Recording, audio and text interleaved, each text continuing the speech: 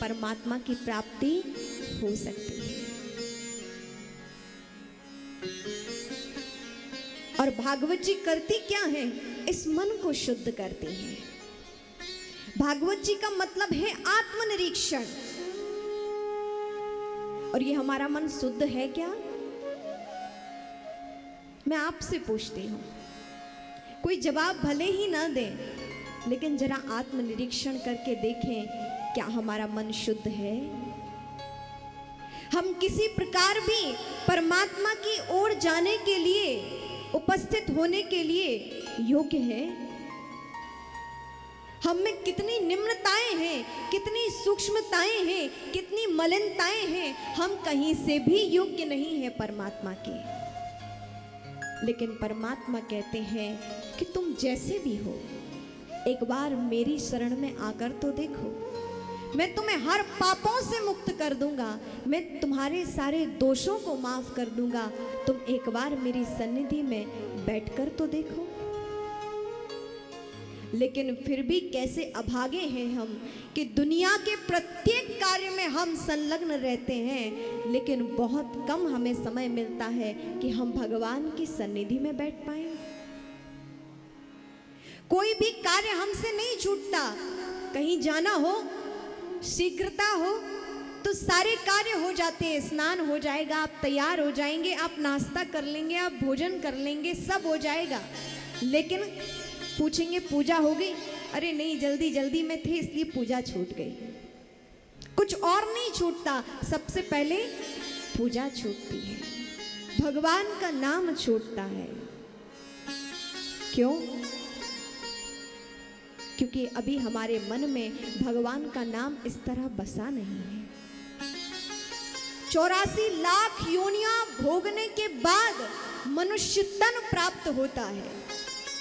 और हम कैसे अभागे हैं, किस चीज के आदी हैं कि हम जितनी योनियां भोगते हुए आए हैं, उनमें केवल खाना पीना, सोना, काम इत्यादि बस यही है। तो वही सब निरंतर करते करते आए हैं। तो वही जब हमें मनुष्य तन भी प्राप्त हुआ तो इतने जल्दी वो बिसरता नहीं है। लेकिन उनको परमात्मा की प्राप्ति हो जाती है। वो सतमार्ग पर चल पड़ते हैं जिनको इस दिव्य सत्संग की प्राप्ति हो जाती है, जिन्हें गुरुजनों का सानिध्य मिल जाता है, जिन्हें शास्त्रों की शरणागति मिल जाती है, वो अपने जीवन को दिव्य बना लेते हैं। यदि कोई कहे कि अरे भौतिक सुखों में कितना आनंद है, धन, वैभव, पद, प्रतिष्ठा, मान, सम्मान, चारों ओर लोग हार लिए खड़े हैं, चारों लोग प्रणाम कर रहे हैं, चार लोग समाज में आपका सम्मान कर रहे हैं, चार लोग आपके विषय में अच्छी धारणा रख रहे हैं, आपके पास खूब बैंक बैलेंस है, बंगले हैं, गाड़ी है, कोठी है, सब कुछ है। आप इसी को ही सुख समझते हैं ना? सभी इसी को ही मानते, जिसके पास ये सब चीजें हैं वो सबसे अच्छा है। लेकिन भागवत की दृष्टि में वो अच्छा नहीं है, संतों की दृष्टि में वो श्रेष्ठ नहीं है। संतों की दृष्टि में कौन श्रेष्ठ है? जिसके मन में प्रभु के चरणों से प्रेम है। आपके पास जो कुछ भी है ना, वो सिर्फ यहां के लिए है, वहां के लिए नहीं है। वहां के लिए भगवान नाम की आवश्यकता है, वहां के लिए आपके दिव्य सच्चर्चा की आवश्यकता है। आप सोचें कि यहां की मुद्रा, भारत देश की मुद्रा अमेरिका में चलती है क्या? वहां क्या चाहिए? डॉलर चाहिए ना। अन्य देशों में जाएंगे तो पाउंड चाहिए ना। वहां आपके देश की मुद्रा नहीं चलेगी, आपको कन्वर्ट करना पड़ेगा अपनी करेंसी। आप देखें कि जब यहाँ की मुद्रा दूसरे देश में नहीं चल रही है, तो क्या यहाँ की ये मुद्रा वहां चलेगी? वहां के लिए भी आपको इस धन को परिवर्तित करना पड़ेगा। कैसे? धन तो हमारा भी काला है, धन तो हमारा भी काला है, लेकिन उसका नाम मोहन मुरली वाला है। धन तो हमारा भी काला है, लेकिन उसका नाम मोहन मुरली वाला है। हमें उस धन की आवश्यकता है जो ब्रज में कहते हैं, हमारो धन राधा श्री राधा श्री राधा, हमारो धन राधा श्री राधा श्री राधा, परम धन राधा राधा राधा राधा राधा, परम धन।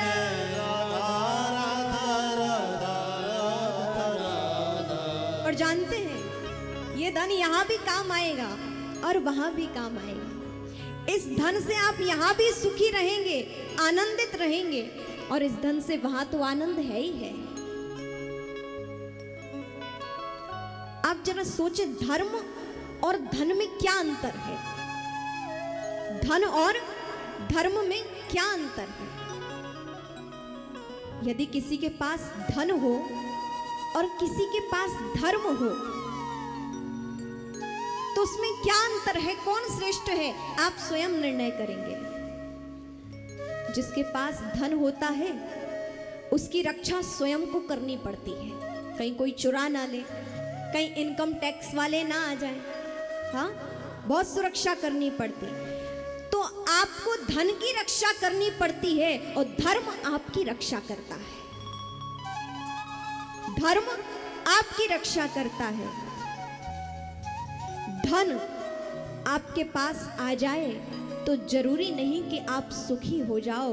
कई बार वो धन आपको बहुत दुखी करता है, लेकिन जीवन में यदि धर्म आ जाए तो ये निश्चित है कि आप पूर्ण रूपेण सुखी हो जाएंगे। धन आ जाता है तो अपने भी पराये हो जाते हैं। कहते हैं अरे अब तो वो क्या कहने, उनको प्रणाम करने योग्य हम नहीं रह गए, अब तो बड़े धनवान हो गए हैं, हम जैसों को कहाँ पूछेंगे। भाई भाइयों में नहीं बनती है। आप देखें कि धन के पीछे तो कितने कष्ट हैं। यदि कहा जाए धन ना हो तो दुनिया में दुख ही ना हो। धन ही दुख का कारण है। धन होने के कारण उसको बचाव के लिए, उसका संरक्षण करने के लिए आपकी नींद हराम हो जाती है। जिनके पास अधिक धन है वो बहुत परेशान है, ये मत समझिए कि बहुत सुखी है। उसका संरक्षण करना बहुत जरूरी होता है, लेकिन धर्म आपका संरक्षण करता है, आपका ध्यान रखता है, आपको समृद्ध बनाता है। धन आपका मन भटका सकता है और धर्म आपका मन स्थिर करता है। धन से आप अहंकारी हो सकते हैं, धर्म आपको विनम्र बनाता है। धन आता है तब भी जीवन में चाल बदलती है, और जीवन में धर्म आता है तब भी चाल बदलती है। धर्म आता है तो व्यक्ति अहंकार की चाल चलता है, धन आने से अहंकार आता है और धर्म आने से विनम्रता की चाल होती है। बात समझ में आई हो तो ताली भी बजा सकते हैं आप, ऐसा नहीं है। आप सभी तो परम प्रबुद्ध श्रोतागण हैं यहाँ। जीवन में धर्म होने से आपके पास सब कुछ है। मीराबाई ने भी गाया था, पायो जी मैंने राम रतन धन पायो, पायो जी मैंने राम रतन धन पायो।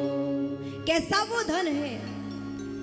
खर्च न खूटे, चोर ना लूटे, खर्च ना फूटे, चोर ना लूटे। ये उन परम भक्तों की, परम भक्ता मीराबाई की वाणी है। और जब हम भक्तों की वाणी